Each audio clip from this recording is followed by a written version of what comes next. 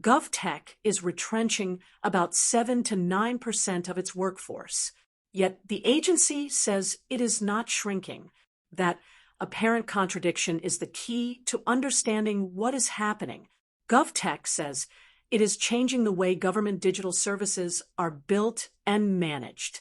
Instead of overseeing one-off projects delivered mainly by outside vendors, it wants its own teams to continuously develop, operate, and improve important digital products. That shift requires a different mix of workers. In the first phase of the restructuring, 93 officers will transition out of GovTech. Among them, 36 are expected to be laid off immediately. At the same time, 102 officers have been retained in their existing roles, while another 110 will be retrained for new positions through apprenticeship programs. The changes will be carried out in 3 phases over 2 years. The first phase covered 6 government digital transformation forward-deployed teams and 1 central GovTech function. The next 2 phases are expected to cover the remaining forward-deployed teams. The roles most affected are mainly linked to traditional project management and vendor management. These jobs were important when GovTech's main role was to appoint suppliers, manage contracts, and oversee the delivery of individual technology projects. But continuous product ownership works differently. A digital service does not simply launch and then remain unchanged. It needs regular security updates, technical maintenance, user feedback, new features, and rapid responses when national needs change. GovTech Chairman Ching Kai-fong said critical government systems increasingly require these capabilities to be held within the agency itself. That could give GovTech more direct control over how systems are designed, protected, and improved. It may also reduce the delay that can happen when every major change has to pass through several vendors, contracts, and approval processes. However, bringing more work in-house creates a difficult workforce issue. People who are hired to manage projects and suppliers may not automatically have the technical, product, or design skills required under the new model. That does not mean their previous work was poor. GovTech specifically said the decisions were not based on an officer's effort, performance, or personal value. Some affected employees had performed well. The issue was whether their current skills matched a specific position in the future organization. This is an important distinction. A worker can be capable and experienced, yet still lose a role because the organization has changed what it needs. For employees across Singapore, that may be the most uncomfortable part of this story. Job security is no longer shaped only by how well someone performs today. It can also depend on whether their role remains useful after a business or government agency changes its operating model. GovTech also said this restructuring was not caused by artificial intelligence. It described the move as a strategic transformation rather than a cost-cutting exercise. That statement matters because technology-related job changes are often quickly blamed on automation.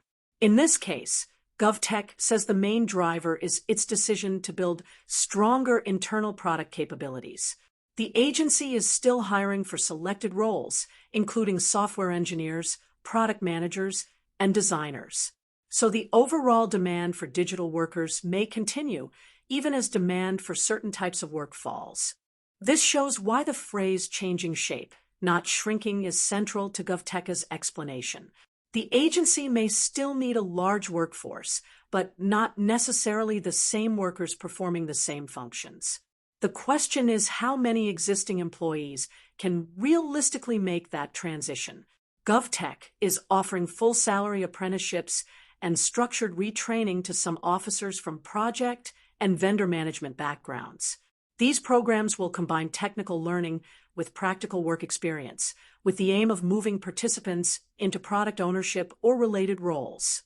Other pathways include placement elsewhere in the public service, temporary roles supporting operational continuity, and transition packages for those leaving.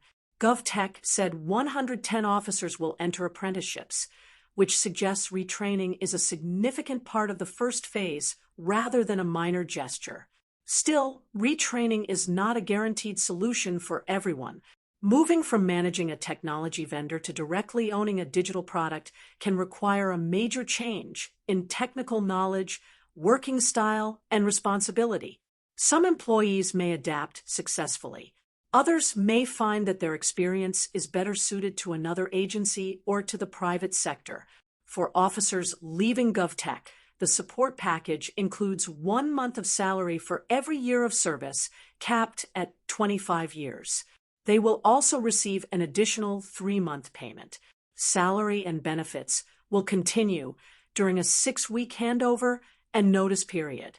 Some employees may receive an extra completion payment if they are asked to remain temporarily to complete handovers or operate critical systems.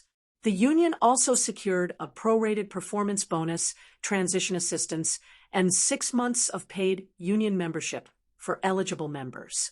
Career coaches from Tux Employment and Employability Institute are providing job matching support, while government agencies are helping affected workers explore positions within the public sector.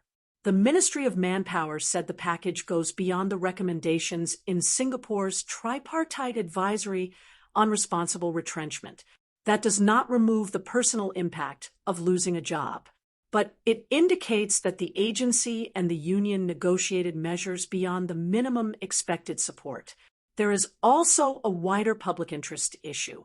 Singaporeans increasingly rely on government digital services for identification, payments, healthcare, transport, housing, and access to public assistance. When these systems fail, the consequences can affect large numbers of people very quickly. Building stronger in-house teams could improve accountability because GovTech would hold more direct knowledge about the systems it operates. It could also reduce dependence on outside companies for critical expertise. But internal ownership brings its own risks. GovTech must attract enough skilled engineers, product managers, and designers to operate complex systems over the long term. It must also ensure that valuable knowledge is not lost when experienced project and vendor managers leave. Managing suppliers, budgets, procurement rules, and large government programs remains important, even when more technical work is brought inside the agency. The best model may therefore require balance. GovTech needs stronger internal product teams, but it must still maintain effective governance and oversight of external partners. This restructuring also reflects a broader change across the technology industry. Organizations are moving away from treating digital services as projects with fixed completion dates. They increasingly treat them as permanent products that must be improved throughout their entire lifespan. For workers, this means specialized job titles may change faster than before. Continuous learning is becoming part of employment itself, especially in technology-related roles. For taxpayers, the test will not be the language used to describe the restructuring. The real test will be whether GovTech produces digital services that are safer, more reliable, and easier to use without creating unnecessary disruption or losing important institutional experience. Calling the exercise a transformation does not make the retrenchments less real, but calling it only a downsizing exercise would also miss the larger change taking place. GovTech is making a deliberate choice about which capabilities should sit inside the public service. That choice could strengthen Singapore's digital infrastructure, but its success will depend on execution, retraining outcomes, and how fairly affected workers are treated. Do you think organizations should prioritize retraining existing employees when roles change, or should they be free to hire people who already have the required skills? Share your view in the comments. Like, share, and subscribe to 2230.